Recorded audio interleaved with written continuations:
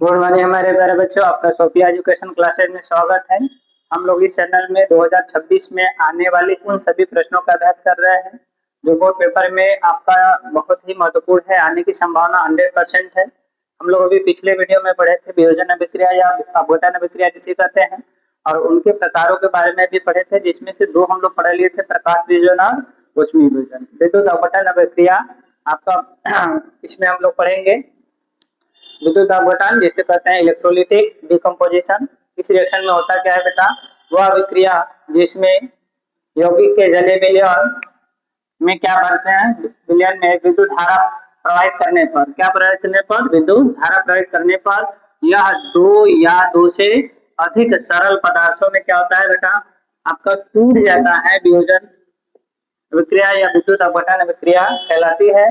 इस क्रिया में जो धन आयन होता है, इस क्रिया में जो धन आयन होता है वह कैथोड पर एकत्रित होता है और जो ऋण आयन होता है वह एनोड पर एकत्रित होता है।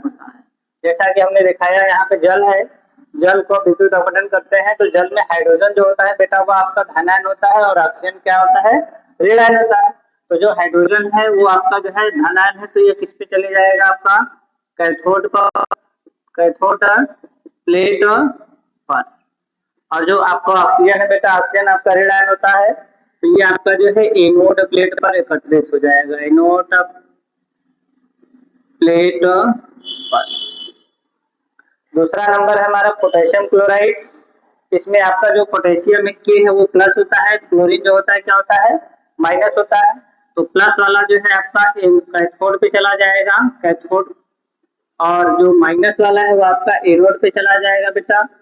क्यों? क्योंकि जो कैथोड होता है वो आपका सर माइनस होता है और जो एनोड होता है वो क्या होता है, प्लस होता है।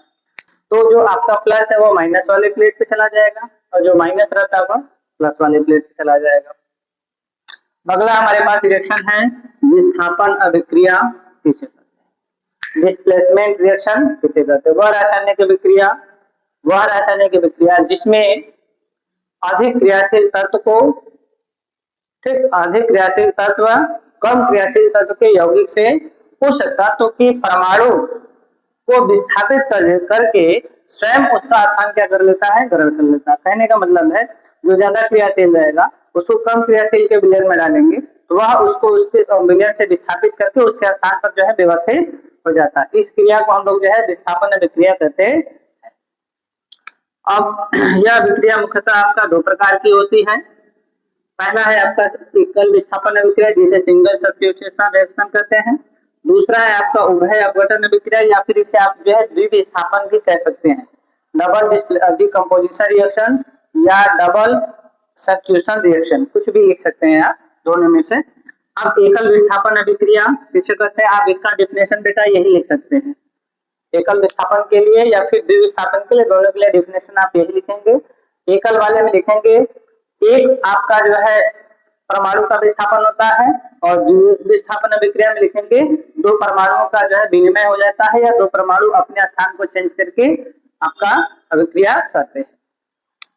यहाँ पे आयरन है, यहाँ पे कॉपर सल्फेट है, तो आयरन और कॉपर सल्फेट को जो है एक दूसरे के साथ मिक्स करते हैं। यहाँ पे आपका जो कॉपर सल्फेट है यह एक्वस के रूप में है, विलयन के रूप में है, जबकि जो आयरन है वो सॉलिड के रूप में है। आयरन की छीलन को, आयरन के टुकड़े को जो है हम इसमें क्या करते हैं, डालते हैं। तो आयरन जो होता है इस कॉपर से ज्यादा क्रियाशील होता है। आयरन जो है इस कॉपर से बहुत ज्यादा क्रियाशील होता है। क्यों? क्योंकि विद्युत रासायनिक श्रेणी में आपका जो क्रियाशीलता की जो श्रेणी है उसमें ये बहुत ऊपर है और ये नीचे है। तो यह जो है इसके विलय में डालने पर इसको जो है विस्थापित कर देता है और स्वयं जो कॉपर यहाँ पे था सल्फेट के साथ, कॉपर की जगह आपका आयरन हो गया। मैंने कहा स्थान ग्रहण कर लेता है, जहां कॉपर था वहां पे आपका क्या हो गया, आयरन हो गया, कॉपर हो गया बाहर। अब यहाँ पे जिंक है, कॉपर सल्फेट है। जिंक जो है कॉपर से ज्यादा क्रियाशील है, इसलिए जिंक जो है कॉपर को उसके स्थान से जो विस्थापित कर देगा और उसका स्थान ग्रहण कर लेगा। अब ये कॉपर सल्फेट से हो जाएगा जिंक सल्फेट, और यहाँ जिंक जो है जहाँ पे कॉपर था वहां पे चला जाएगा और जहाँ कॉपर था वहां पे आपका कॉपर हो जाएगा। अब आपका आता है द्विविस्थापन अभिक्रिया या उभय अपघटन अभिक्रिया। द्विविस्थापन का मतलब होता है कि दो परमाणुओं का आदान प्रदान हो जाएगा। यहाँ पे सोडियम सल्फेट ये एक्वस के रूप में है, बेरियम क्लोराइड ये भी एक्वस के रूप में। एक्वस का मतलब होता है आपका विलयन की अवस्था में, वो किसी के साथ मिक्स रहे। अब जो है यहाँ पे होगा बेटा, तो हमें पता है ये वाला जो सोडियम होता है प्लस चार्ज होता है और SO4 जो होता है माइनस चार्ज होता है। यहाँ पे इस पे डबल माइनस चार्ज होता है, सोडियम पे सिंगल प्लस चार्ज होता है। सोडियम की संख्या यहाँ पे 2 है तो 2 प्लस 2 माइनस। यहाँ पे Ba जो होता है डबल प्लस चार्ज होता है और क्लोरीन जो है सिंगल माइनस चार्ज होता है। 2 है बराबर हो जाएगा, 2 माइनस 2 प्लस। अब देखो बेटा प्लस का जो आयन है यह इसके माइनस वाले आयन के साथ जुड़ेगा और इसका प्लस वाला आयन इसके माइनस वाले आयन के साथ जुड़ेगा, तो यहाँ हो जाएगा सोडियम क्लोराइड और यह हो जाएगा BaSO4। यहाँ पे जो सोडियम क्लोराइड बनेगा वह एक्वस के रूप में बनेगा और जो बेरियम सल्फेट बनेगा वह सॉलिड के रूप में बनेगा। दूसरा है सिल्वर नाइट्रेट। सिल्वर नाइट्रेट आपका ये बेटा प्लस होता है, ये क्या होता है माइनस होता है, और ये प्लस होता है ये माइनस होता है। मैंने पीछे वाले में बताया कि जो इसका प्लस का होगा इसके माइनस के साथ जुड़ेगा और इसका माइनस का होगा इसके प्लस से जुड़ेगा। तो Ag प्लस है Cl माइनस है तो AgCl हो जाएगा सिल्वर क्लोराइड, और आपका नाइट्रेट आपका माइनस है और पोटेशियम प्लस है तो पोटेशियम नाइट्रेट एक दूसरे के साथ जुड़ जाएंगे।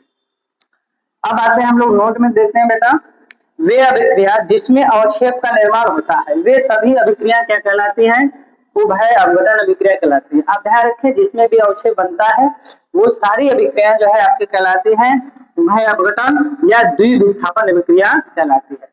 अवक्षेप जब बनेगा तो रिएक्शन में बेटा आपका एरो जो है नीचे की तरफ दिखाया जाता है और गैस बनता है ये किसके लिए है, अवक्षेप के लिए। किसके लिए, अवक्षेप के लिए। और यदि हम ऊपर दिखाते हैं एरो तो ये बेटा गैस के लिए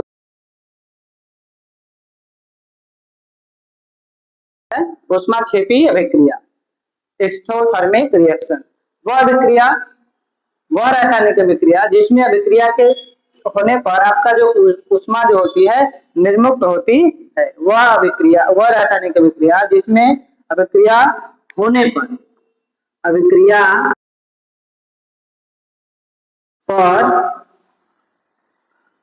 ऊष्मा निर्मुक्त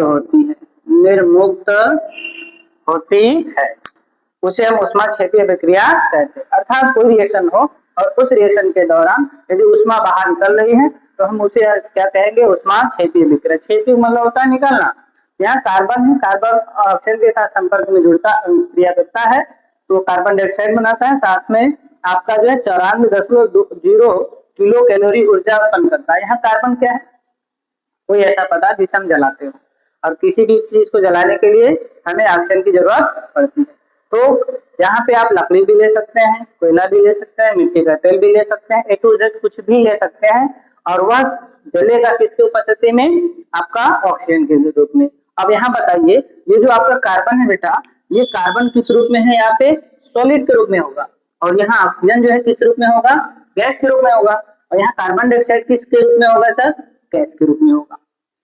तो यहाँ पे ये रिएक्शन होने पर ऊष्मा आपका क्या हो रही है, निर्मुक्त हो रही है, इसलिए इस अभिक्रिया को हम ऊष्माक्षेपी अभिक्रिया कहते हैं। आप सभी लोग जो है इसका स्क्रीनशॉट ले लीजिए।